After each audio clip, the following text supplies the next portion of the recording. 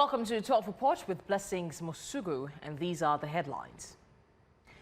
Businesses fear a new inflation wave as fuel prices surge amid refinery price hikes on stable global oil prices.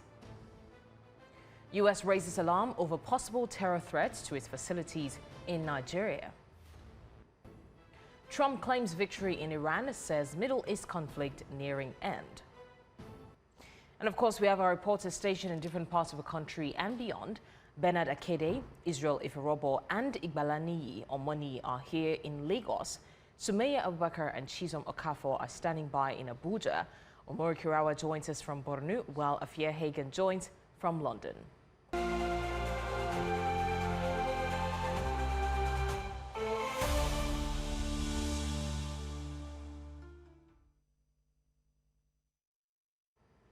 Let's start off by telling you that U.S. President Donald Trump has reiterated his commitment to the ongoing war with Iran, insisting the conflict will be over soon. Speaking during a live media chat, Trump addressed the ongoing military campaign against Iran. He accused Tehran of planning to dominate the Middle East and destabilize the region. Trump also claimed Iran was only weeks away from acquiring a nuclear weapon before the United States launched its strikes. Starting the following day to develop a nuclear weapon, where they'll look at that man and some other people from the administration and say, all right, we're not going to do it. They were not willing to say that. And when Steve called up and he said that to me, I said, well, here we go. Let's do it the hard way. But the hard way, I think, is probably the easy way. When basically I can see that they will no longer have any capacity whatsoever for a very long period of time of developing weaponry that could be used against the United States, Israel, or any of our allies. We have great allies in the Middle East, great countries that are allies. And they were staying out of it until they got hit. Someday they'll have to do a story. Why did he do that? Why did they do that? But they were going to hit them. And they were staying out of it until they got hit. Someday they'll have to do a story. Why did he do that? Why did they do that? But they were going to hit them. If I didn't hit them first, they were going to hit our allies first. I believe, upon information and belief, but I believe that he was going to, they were going to take over the Middle East. They were looking to take over the Middle East. Now. Meanwhile, Israeli Prime Minister Benjamin Netanyahu has announced that military actions against Iran remain ongoing, with operations targeting the country's leadership and strategic infrastructure. The campaign has included strikes on key Iranian sites as part of broader security measures, according to statements from the Israeli government. Iran has responded with missile and drone attacks on Israel and neighboring Gulf states, including regional tensions and affecting critical shipping lanes, such as the Strait of Hormuz. And now for more on this, I'm joined by our senior international correspondent and anchor, Afia Hagen. Afia, President Trump says U.S. objectives in Iran are pretty well complete, yet the conflict continues. So with the latest on ground, is the war actually winding down, or is it just entering a new phase? I think what we're seeing is this war is actually entering a new phase. You know, overnight you did have a real barrage of strikes on Iran. People in Iran saying that they hit hard last night, that there's cracks in the walls of their houses. Sleeping has become the hardest thing. That's in quotes from some people inside Iran. The Israeli military announced new strikes into Iran and also hitting Lebanon. But yes, you did have him saying two different things yesterday. You had him saying that yes, the objectives were pretty well complete, but he also said that he threatened to bring death, fire and fury to Iran if it continues to block oil exports in the Strait of Hormuz. He actually said that on Truth Social yesterday. So I think what Trump probably means is that the main air campaign phase, so that bombing phase, is probably near its completion. But this is not over. What you're seeing happening with the Strait of Hormuz, it being almost virtually closed at the moment, and so no tankers of oil or any other goods can get through.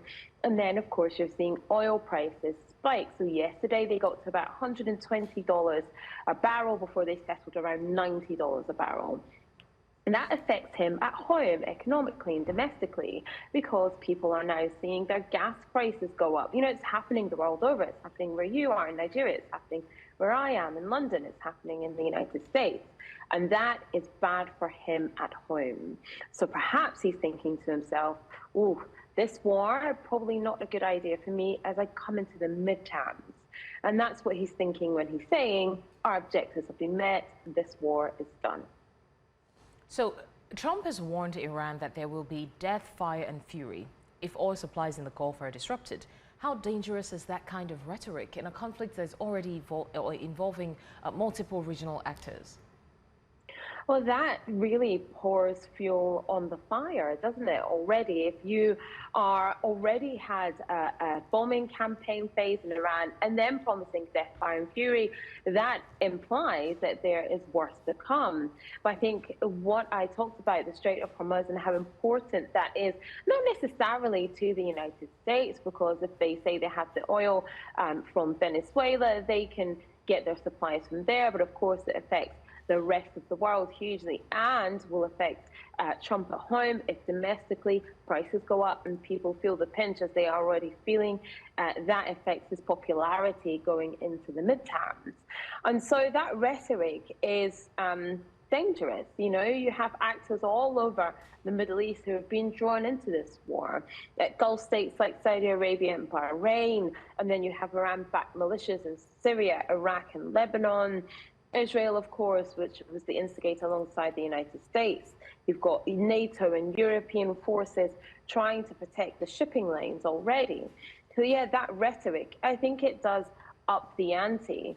You know, we've already seen the missile attacks that talked about drone strikes, Western military shooting down Iranian drones. That encourages more of that to protect this very crucial shipping lane. And like I said, not necessarily crucial to the United States, but crucial to everybody else around the world, and of course China also. So if Trump says the war could end soon, but Iran says the opposite, what should the world be watching in the coming days to know which way this conflict is really happening? And I tell you, Afia, people are really worried, especially about the Strait of Hormuz, which is a major shipping site. You're absolutely right to say that people are really very worried about what's happening there. And I think that's one of the biggest indicators as to what happens over the next few days, what happens in the Strait of Hormuz. If tankers can move safely again through that route, it suggests that there's a stabilization in this crisis. But if the shipping lanes remain to be threatened, then the conflict escalates economically and militarily as well. It's also whether Iran escalates its missile and proxy attacks. So if you have more attacks by Hezbollah in Lebanon, by militias in Iraq, or by any other Iranian-backed forces, and then any signals from the new man in charge in Iran, Mojtaba Khomeini, what he decides he wants to do with the Revolutionary Guard, if there's an openness to negotiation or if there's a doubling down on their stance at the moment. I think we have to look for that as well. All right, Afia Hagen there on the update on the Middle East crisis, and clearly there is a two-sided conversation. We don't know whether the war is wrapping up or it's just beginning, but definitely we're still on ground to give you all the updates.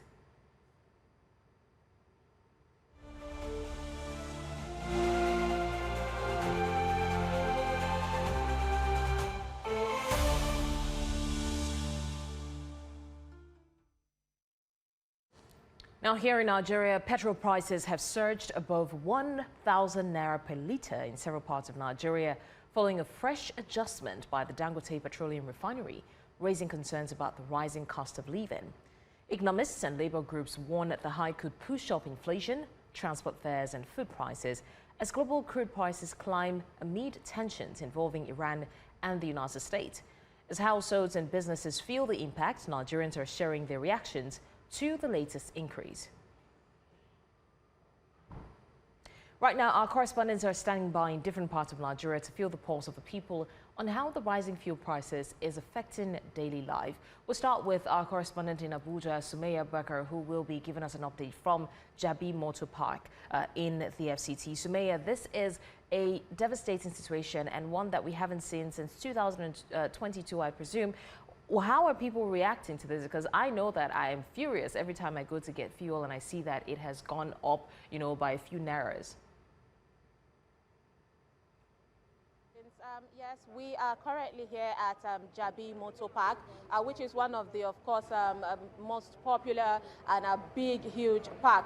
But then moving around, you would have to see that this park is known for having a large number of people. Usually there would be so much crowd, but then currently it looks like a shadow of itself, barely empty, because of lack of passengers here. Now, along that axis, we have the transport of people going to the north, and it's there that you'd see just about few passengers just there. You just see few passengers in the bus, now in the car. Now, we tried to talk to them, of course, but they shied away from talking with us. But then this axis, this side here, is where it's going to, Lagos, Ibadan, and currently, according to them, this place has been empty for the past about 3 to 4 days because of that. But we have someone here that would be talking to us. He is Jibrin Adamu. He'll be talking to us. He's a secretary of the Zamfara line, talking to us about what they are going through. Good afternoon. Good afternoon. All right, please talk to us about why there seems to be lack of passengers in the park currently. So the problem of the lot of the passengers, they increase the money of the fare. There's no money. People, they don't want to travel because they have not have the money. Look at our park now. Look at how our park be. That's very plenty. The fare increase, there's no money. When he told the passenger, says that before we are carrying Kaduna from here, Abuja to Kaduna, 9,000. So we just say, Sabi, we don't increase 9,000 naira. So say, let us add the passenger. There's no passenger, there's no money. People that cry, look at our vehicle, all the places. You know now we can do it. All right, Jibrin, we know that the fuel price has increased because of the Iran-US-Israel war, and it has affected even Nigeria. Now, talk to us about if that has affected you people in the park buying fuel, and then if you people have increased the prices of the fares. No. Before the fighting of the Iran and the America, this was there before all this thing coming. Because of the people that cried because of there's no money. Before all this thing comes start, they come and increase the money for the fuel. That is the problem. Before we come from Niger State, come here 300 naira. So now before you reach the house is 2,000 naira. Go and come is 4,000. The money is too much for the people that cry. There's nothing we can do it because there's no passengers. But either way, the prices of fuel have affected you people. So what has the union here, decided about the fuel prices? So now our leaders are doing the meeting. How can we do it now? Because our customer every day that is here. Now that cry say that how can we do to increase the money for our passenger? Before there's no passenger. Now come down, we increase the money. All of them that run away. Come away, the passenger run away, you can't get anything that's going to eat for him and this park again. That's what our leader. When he came, we said our leaders, they are doing the meeting. How can we do it now? How can we survive for this country? They increase the money, we don't have the money on the ground. People that cry, to buy food is a wildlife, to do everything is a problem. Look at our driver that's sleeping for inside the car. So nothing we can do. It's not for anything we go, just do it. I appreciate you, Mr. Jibrin Adamu. Thank you so much. That was the secretary of one of the lines here, Zamfara Line Blessings, talking about this. Now, a driver that, decided not to talk on camera pointed out that he has been here for 4 days, and for the past 4 days, there's been only 1 to 2 passengers, and he initially drives towards Ibadan, but he cannot carry 1 passenger because it will take him about 100,000 naira to fuel his car, and that 1 passenger cannot pay for that. So because of that, of course, there are no little basically transportation of people moving from Abuja to outside Abuja, and that is the current situation in Jabi Park here. Back to you, Blessings. All right, Sumaya Bakar there from Jabi Motor Park in the FCT. Now let's cross over to Maiduguri in Borno State, where Umar Kirawa would also give us the feel of how the fuel price hike is affecting the people there, especially motorists. Umar Kirawa, what is the situation there in Maiduguri, Borno? Just like Abuja and other parts of the country, Maiduguri commuters and residents are also experiencing the hike in the prices of the premium motor spirit, popularly known as petrol. But the situation of Maiduguri is quite different because in Maiduguri, the Borno State capital, the metropolis, people buy petrol at the cost of 1,350 naira. That is at in different filling stations. However, in black markets where people sell the petrol at the cost of 1,500 naira, I got to learn that in border communities, in fact, the prices is much more higher than that. And in Biu, local government area, the cost of the petrol is 1,370, and sometimes in some places 1,350 naira. So this is the cost of the varying differences in the cost of petrol, which has affected businesses in the state. All right, Omori Kirawa there, live from Maiduguri in Borno State. And just as he has mentioned, this is not only affecting motorists, it's also affected a myriad of businesses. You're still live with us on the 12 Report. We go on a short break. When we come back, our reporters are still stationed in different parts of the country to give us a feel of how this is affecting the people.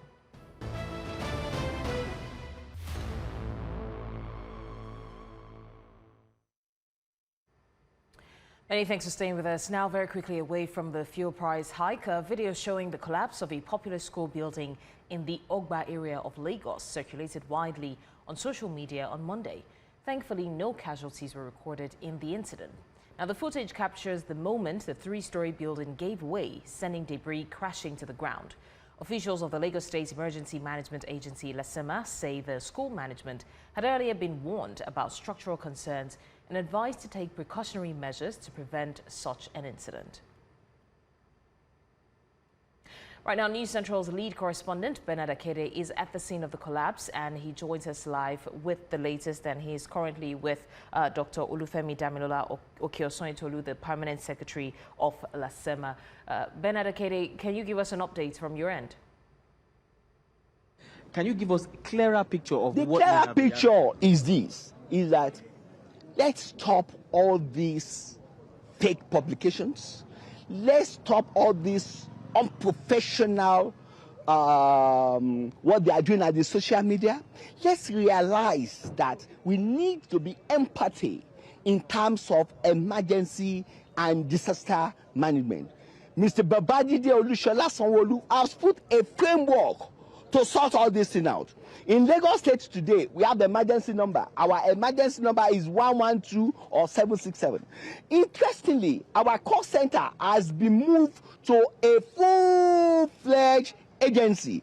And we have the number of our Commissioner of Information, Commissioner of Special Duties, and all the top echelon that are important in managing the emergency. So if there's any form of information you are hearing, instead of you to panic, you go through that route and they will sort it out. They will give you the correct information. Not people that want to cause panic in a stable environment. Now, with that, you can see that the framework we put in place is yielding dividends for us to be able to give early warning. So our people need to realize that they need to abide with our early warning now.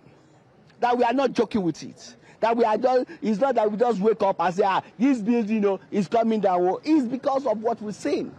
Then we ask you, subject the building to test. So not only are we going to look, we are doing it scientifically, and that's why we are empirical with it. We have material testing agency that can help you carry out tests on your building. So to the good people of Lagos State, we say, we want you to ensure safety of life and properties under the watch of Mr. Governor, Mr. Babajide Olushola Sanwo-Olu. He has put a lot of things in place.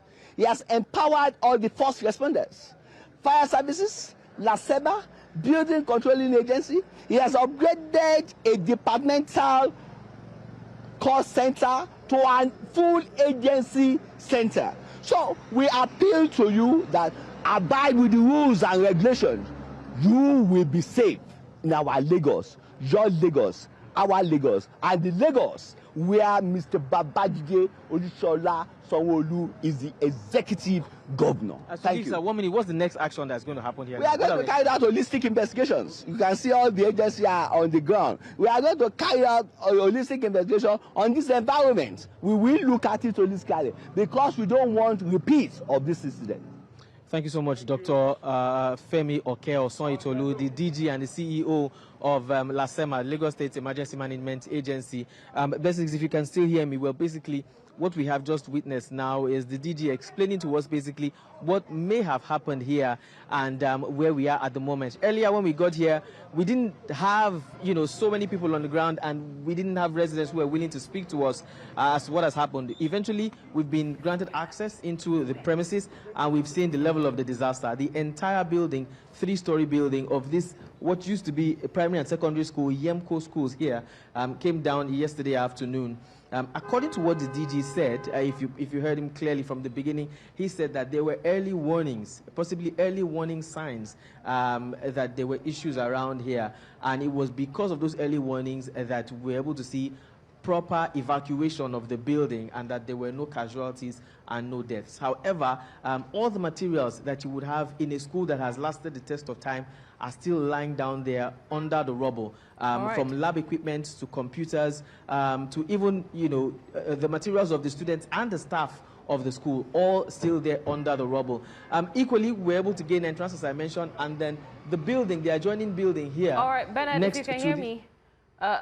I'm so sorry for interrupting you. Unfortunately, we have to move to other stories, but that is News Central's lead correspondent, Bernard Akede, who has just given us an update on the building collapse, which made the rounds on social media. And we could see that they had clearly said that we need to stop the fake publicity. They had mentioned that they gave prior information and prior warning that, precaution be taken. But in the meantime, we'll go back to the fuel price story. We have Israel Iferobo, who is right here in Lagos, joining us from Ojota Motor Park to give us more updates on what the people are feeling regarding the increase in pump price. Israel, if you can hear me, what is the update from your end?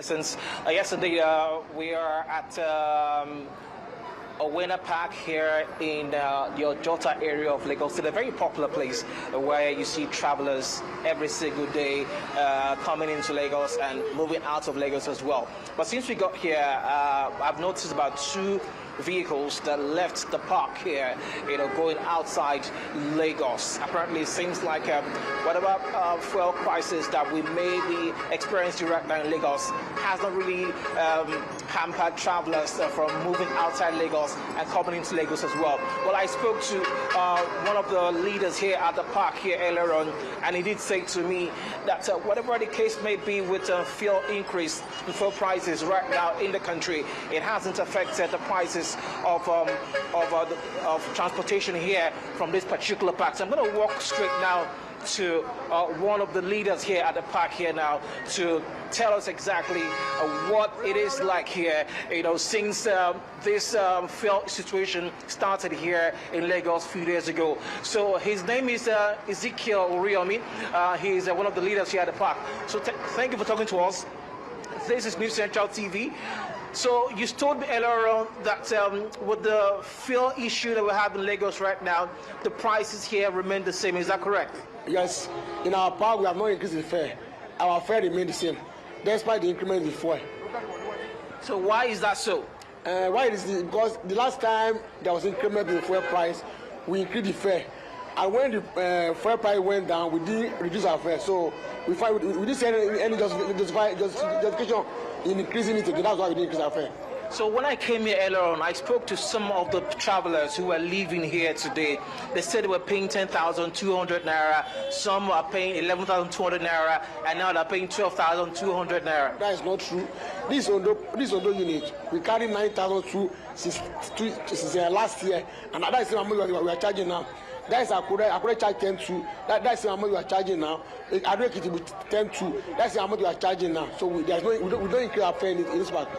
So are you affected in any way with the scarcity of with the price increase right now? The price we are affected because we buy the same amount other people are paying. So we are buying for 1.3, 1.2 now. But despite that, we still have compassion on our commuters. So right now you're saying that you are considering Nigerians? Yes, we are. You can see for yourself. In our park, we don't increase fare now for now. We didn't, because we are working according to our state chairman directive. The state chairman, Alhaji Mr. Sego, he has instructed that nobody should increase fare. That's why we are not increasing fare in our own park here. Thank you very much. Well, Pleasant Stego, he says that they are being considered right now on Nigerians to ensure that despite the increase in prices of fuel across Lagos and across Nigeria, the prices for travelers going outside Lagos remains considerable the same at this point in time. Maybe it will change in the next day, in the next few hours, who knows? But this right now is the situation here at the Winner Park here in Ojota, Lagos State. Blessings. All right, Israel Iforobo there at the Lagos Ojota Park, and it's quite a relief, I'm sure, for travelers to know that the prices considerably remain the same. But for how long if the fuel price keeps skyrocketing?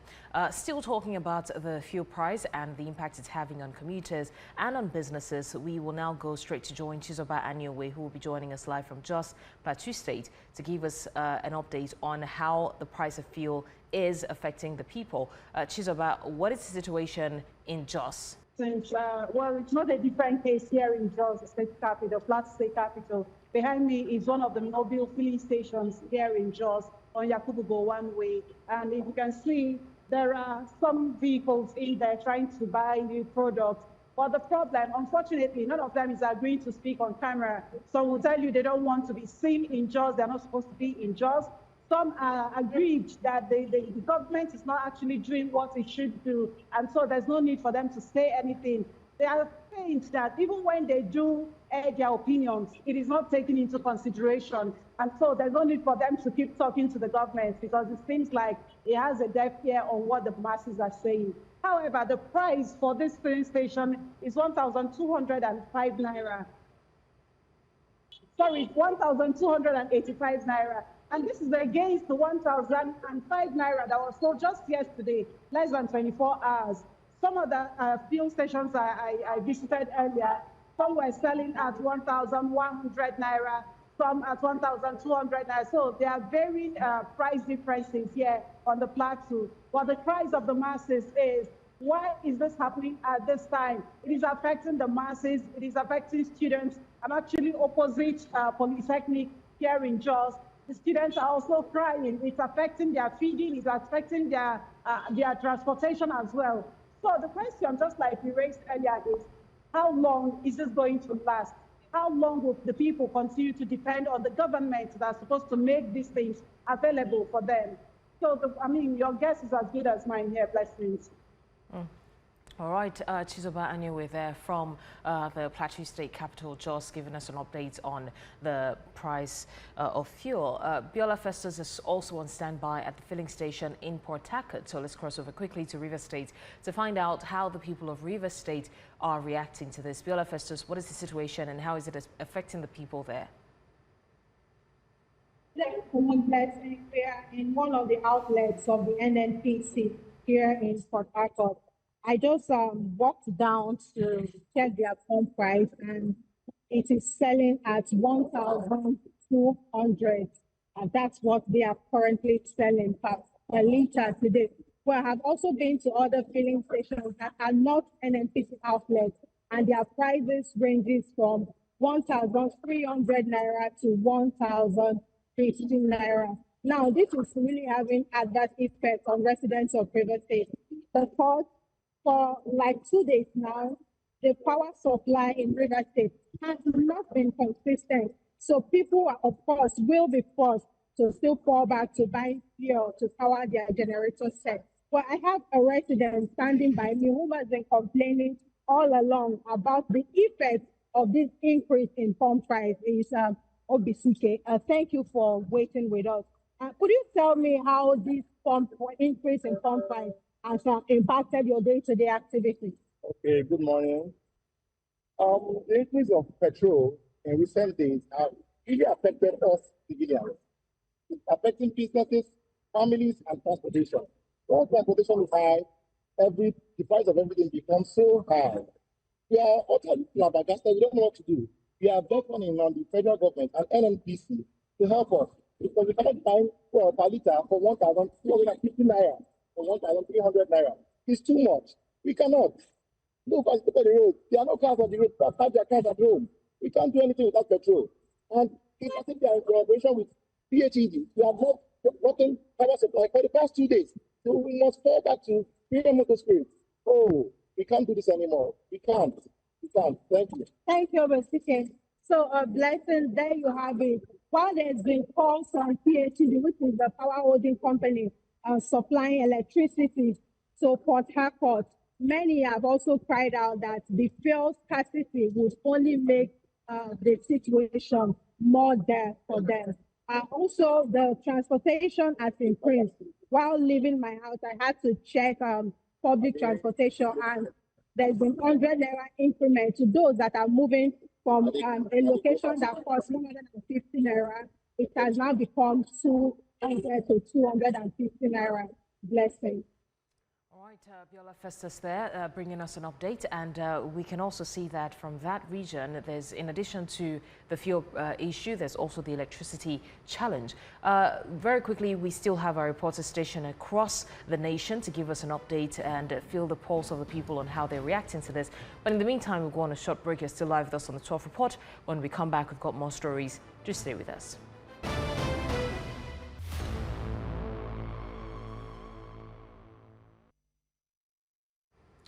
Many thanks for staying with us. Now, we have been following the situation across the nation regarding the fuel price hike following the Middle East tensions. And of course, we've spoken with some of our correspondents, and now we'll be crossing over to Abia State, where we'll be speaking to Chinwe Ogere as well to feel the pulse of the people, especially regarding the fuel price and how they are coping. Chinwe, what is the situation in Abia State regarding the fuel price hike? The need for here in the state, carrying on my motivation for the and we were able to go around and say that good in I had I find the also about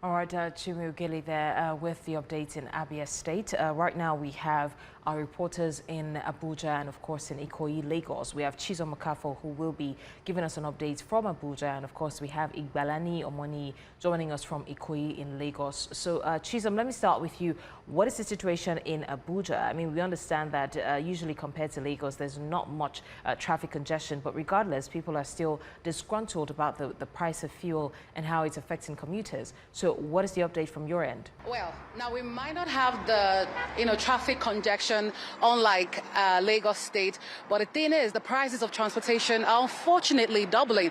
Now, when we had issues of a fuel hike, maybe 2023, before the president said subsidy was gone, when the fuel increase happened, we had people increase, or rather the drivers increase prices double of what they're usually charged. Now, that was when fuel was being sold at 1.2, what we're seeing right now. Now, when it went down to all the way to 800, 900, the prices did not go down. But for now that the price has gone up, given the tensions in the Middle East, drivers now double the price. So people are asking, if you increase the price then because the fuel price went as high as 1,200, now it's back to the same amount, why are you doubling it? Right now, the road where I am is called the Constitution Avenue here in Abuja. This road connects to many other parts of Abuja. It leads to Lugbe. Now, Lugbe residents who usually pay 500 naira from Lugbe to this point actually paid 1,000 naira this morning because given the current price fuel hike, they doubled the price. And people are asking the question,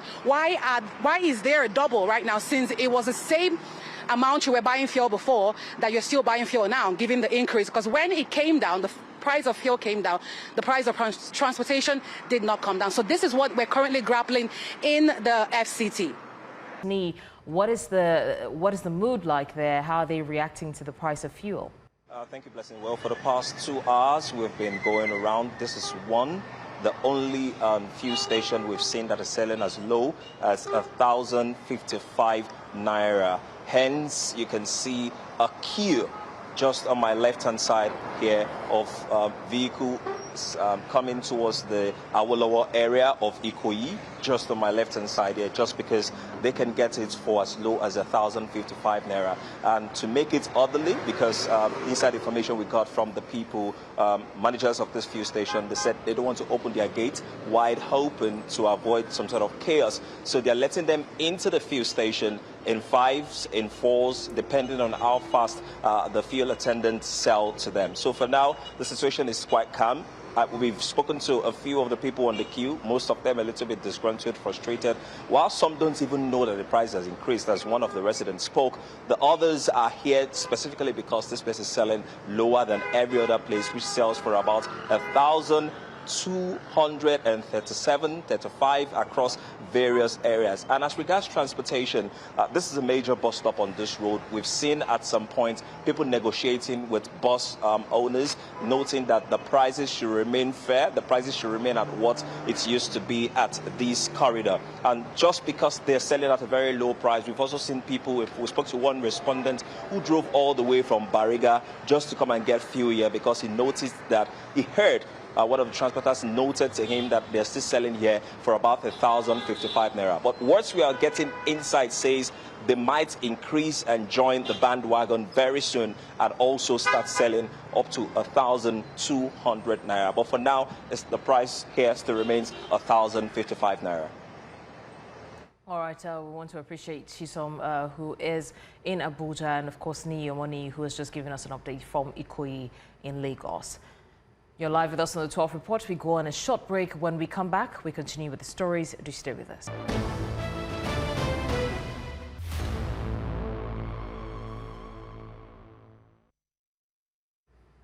Many thanks for staying with us. Now, repair work commenced on Tuesday on the Kara Bridge, prompting the federal government to implement a 14-day traffic diversion along the outbound Lagos section of the Lagos-Ibadan Expressway. The Federal Ministry of Works says the intervention involves the replacement of damaged expansion joints, a move aimed at improving the safety and durability of the bridge infrastructure. In a statement by the Federal Controller of the Works in Ogun State, Olaiwola Komolafe, the project is expected to run from March 10 to March 24, 2026, during which a partial closure will narrow the road width and affect traffic heading out of Lagos at the Kara Bridge axis.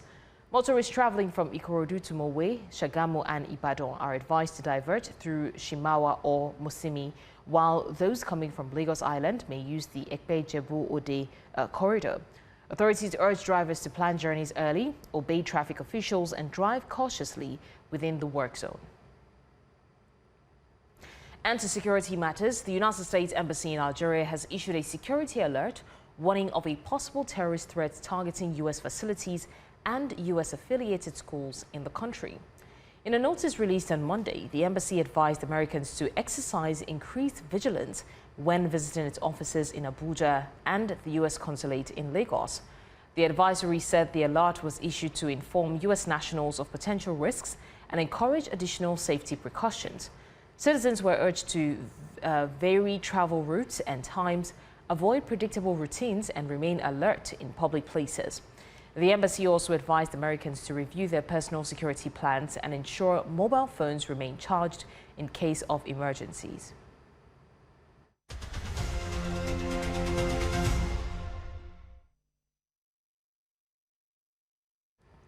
And to business, the Federal Airports Authority of Nigeria has issued over 100,000 airport access cards nationwide as part of efforts to implement the federal government's cashless payment system at airport toll gates. According to FAN Managing Director Olubomi Kuku, about 62,000 cards were distributed within 3 days after enforcement began on March 1st. The rollout caused severe congestion at major airports, with motorists facing long queues that disrupted passenger travel. Following widespread complaints, President Bola Tinubu directed that airport toll gates be temporarily opened to ease traffic. Aviation Minister Festus Keyamo confirmed the suspension, noting authorities will refine the electronic payment system before reintroducing the policy nationwide.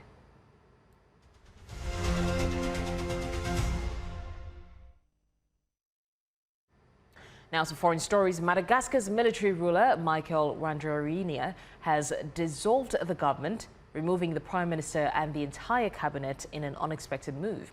Officials say permanent secretaries will manage ministries until a new prime minister and cabinet are appointed.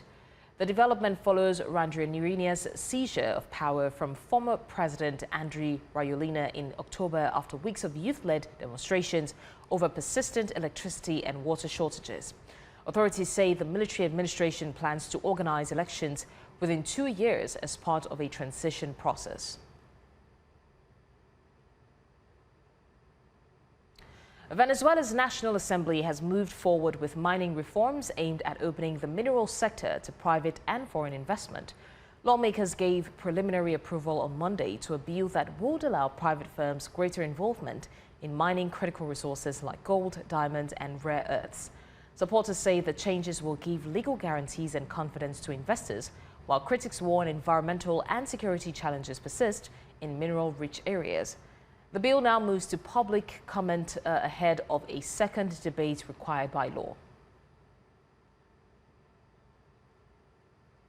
Honorables diputadas y los honorables diputados que estén a favor de aprobar el proyecto de ley orgánica de minas en primera discusión de conformidad con lo consagrado en el artículo 203 de la Constitución de la República Bolivariana de Venezuela, sírvanse manifestarlo con la señal de costumbre.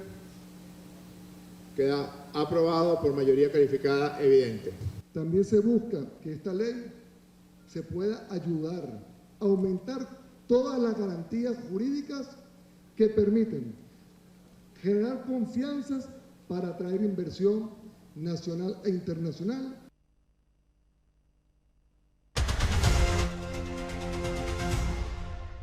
For many Nigerians, the electricity crisis is no longer a headline. It's a daily life.